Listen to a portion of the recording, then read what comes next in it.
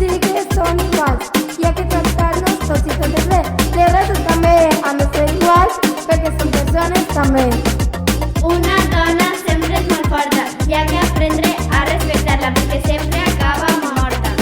Quan tingues un problema no et calles i parla. La igualtat hauria ser normalitat, els que respecten estan coberts d'immortalitat i si lluitem podem aconseguir-ho tot i mig, la gran necessitat d'igualtat.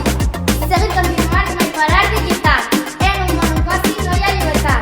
No importa el gènere ni l'edat, perquè la paraula clau és igualtat. No ens importa el color, tampoc amb els diners i comencem. I jo la veritat, valentes i valents, igualtat i velocitat, tenen la velocitat. Pareix que a molta gent no li importa una cosa que és tan important. Com s'ha comprovat al llarg de la història, com pensa una dona és al·lucinant. Si tu respectes, no